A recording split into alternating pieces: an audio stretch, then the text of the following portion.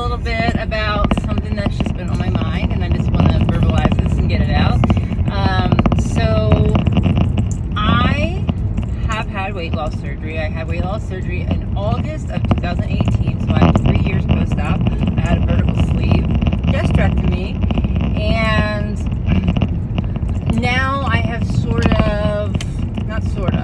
I am turning my experience, my knowledge, my passion into a career, and that is helping other women and men work towards their weight loss and health goals, okay? And I tend to attract a lot of bariatric patients as clients, and that's good, okay? That's I love that. However, I don't coach specifically bariatric patients, so I also coach people who don't have any desire to have weight loss surgery.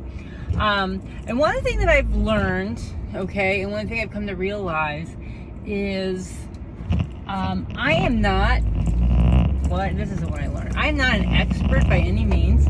I didn't do anything special. I don't have any special skill, or my results aren't like superior or over dramatic, like nothing like that, okay? But one thing that I have learned since being as public as I am about my journey and my experience, not just with weight loss surgery, but with mental health, anxiety, emotional eating, binge eating, all those things, is I don't necessarily attract the person who wants to have bariatric surgery, okay? I attract mostly people who don't have any desire to have weight loss surgery, or people who have had weight loss surgery and are now a year or more post-op, okay?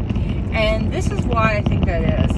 I think a lot of people, when they decide that they're going to have weight loss surgery, and I want to side note this by saying I hate that we call it weight loss surgery, because it's not a surgery that guarantees weight loss.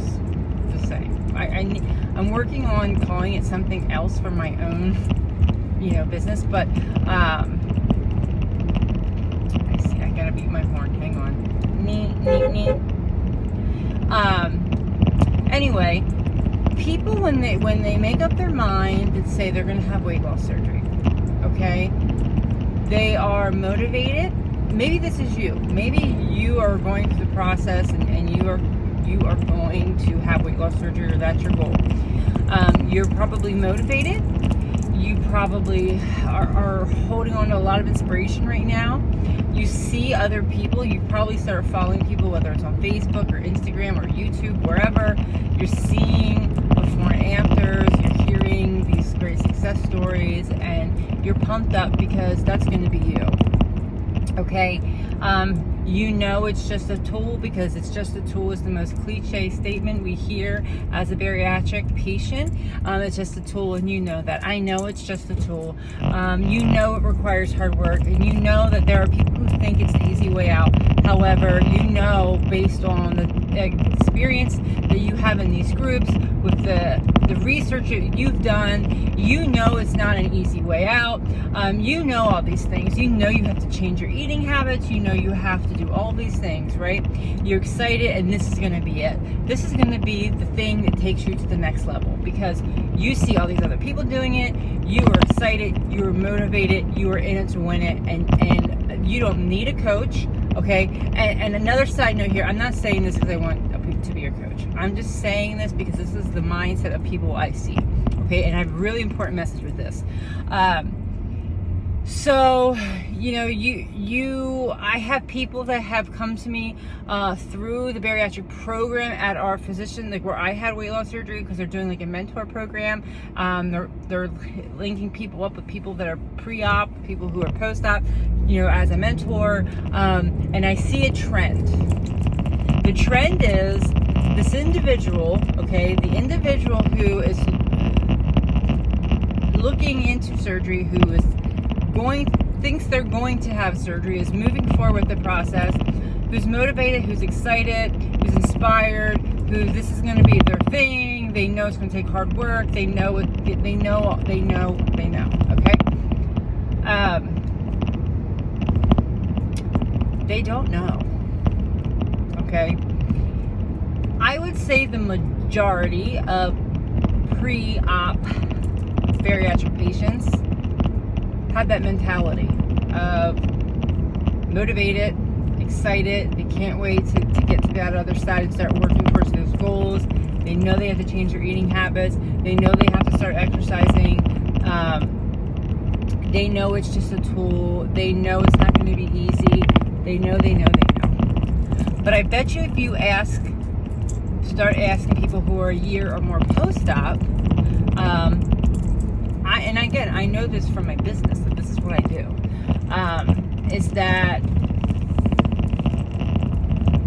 the honeymoon phase, and you hopefully will hear that term a lot through your surgery preparation with your surgeon, if they're teaching you and they're giving you all the information that you need. You hopefully are hearing honeymoon phase, and if not, just to quickly elaborate a little bit on that. The honeymoon phase of weight loss surgery is about 6 months to a year post-op, where you're going to lose a bunch of weight, okay? And maybe I shouldn't say a bunch of weight. You're going to lose the bulk of what you need to lose at the fastest rate, okay? This is because you really are basically not eating, okay? For the first 6 weeks to maybe, I don't even remember, 6 weeks to 3 months maybe, your servings are going to be incredibly small, okay? So when you're seeing all these Instagram photos and Facebook photos of the person who's holding up their plate with their hand beside it, showing you how small their portion is, okay? They can eat 2 shrimps and a stalk of broccoli, right? Living their best life, okay? Hashtag. When you see that, okay, that's temporary. Now, are there exceptions? Yes, okay? I'm not going to say this is the same for everyone, okay? I'm saying the majority of the people that I see, that I talk to, that I coach, that are in my inbox, that I see in this group, okay? You're not going to eat 2 shrimp and a stalk of broccoli for the rest of your life, okay? Especially if you're having sleep surgery. Now, bypass is a little bit different because your restriction is more dramatic, and that's different surgery. But still, your portions change. Whether you have sleeve or you have gastric bypass, your portions that you physically can consume to the point of not making yourself sick, so to the point where you feel full, are going to be drastically different at 3 months post-op than they're going to be at 12 months post-op, okay? They're going to be different, and that's normal, and that's okay. Now, listen to this. So many people post-op down the road, 1 year, 5 year, whatever, think they're failing because their portions at that time where they're at now, whether it's 1 year, 2 year, whatever post-op, are bigger than they were when they look back at those pictures of, hashtag 2 shrimp, okay? That doesn't mean you're failing, okay? Your body, your stomach has healed, okay? Your stomach tissue, okay? What makes up your stomach is meant to stretch, okay? It's meant to fill out to put food in, but it goes back in, okay? You just cut it off, cut it open, reroute it, whatever you did, it takes months of that to heal, okay? It takes time. You're supposed to eat more, okay? Again, that was taught to me in my program, okay? But it's not taught to everybody. So the expectation is that a lot of people have post-op is they think how they eat, 1 month post-op is how they're supposed to eat forever. And that, listen, that is not even realistic, okay? Let's talk about that for 1 second. If you could only eat the portions that you ate 2 weeks post-op, 4 weeks post-op for the rest of your life, don't you think you probably would become malnourished? I think so, okay? Your body needs to have a certain amount of calories and macronutrients and micronutrients, okay, vitamins, minerals, carbs, proteins, fats, etc., and everybody's baseline's different, but everybody, body, B-O-D-Y, everybody, okay, has a baseline that they need just to support and sustain life. Heartbeat, breathing, digestion, cognitive function, okay? So when you are not eating enough, your body is going to save what you have and utilize it for the most important things, okay? And then that leads into whole other kinds of different things, okay?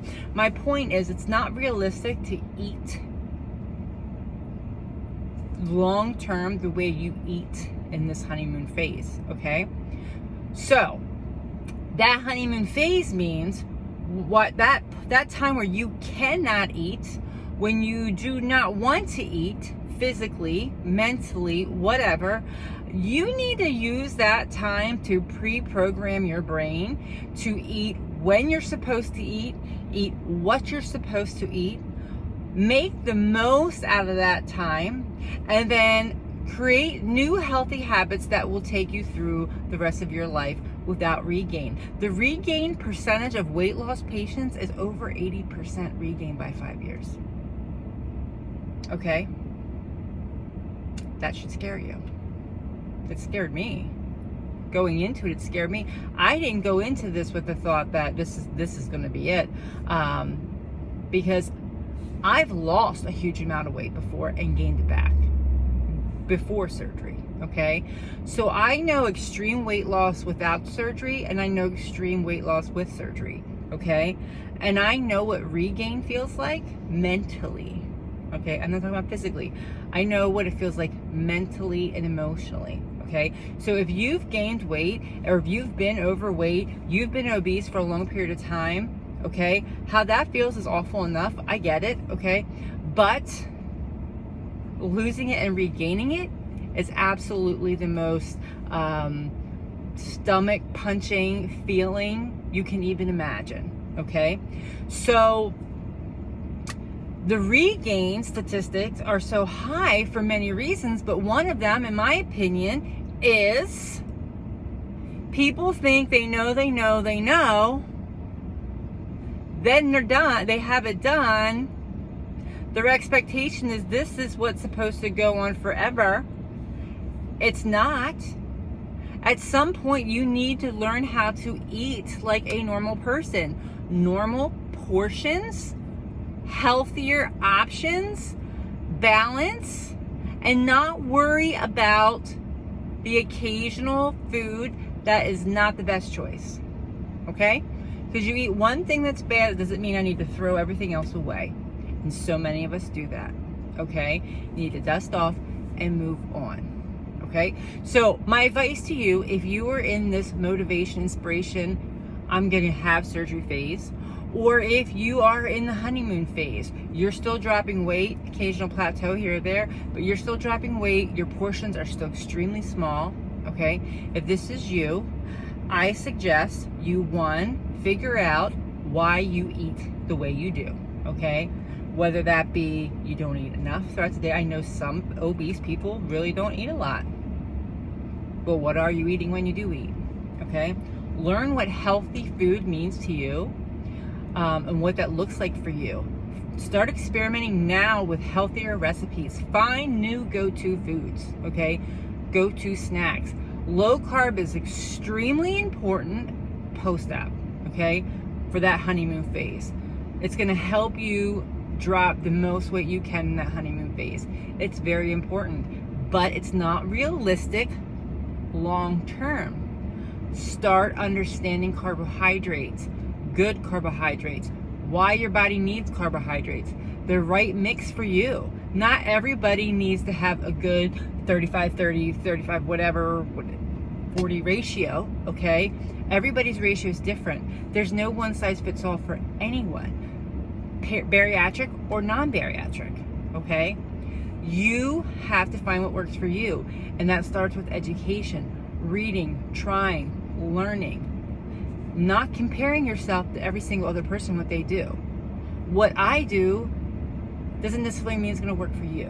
What you do doesn't necessarily mean what's going to work for him. We are all different, okay? So, anyway, I hope you have a wonderful, happy weekend. I'm always here if you have any questions, message me at any time, and I will help you as best I can. Again, I am not an expert in this, okay, but I have fought obesity my whole entire life, okay? I have been overweight since childhood. I have been fighting this all of my life, okay? I spent 2 years in therapy for emotional eating after losing 100 pounds and regaining it and hitting a dark, deep, dark place that I never had been in, because I never felt that feeling of 100-pound regain, not 100-pound gain, 100-pound regain, okay? I get it. I totally get it. I totally understand it. And when I say I 100% understand the term, it's a tool, I 100% understand it's a tool, even going into it, okay? And that is crucial, okay? Just like you join the gym, you don't go, doesn't help, right? Okay? You can buy a vacuum, but if you don't plug it in, turn it on, and move it back and forth, it doesn't work, okay? If you're not feeding your body the right portions at the right times and the right nutrients, surgery, that tool, it's not going to work. It only works if you do, okay? So, anyway, thank you. Have a great day. See ya.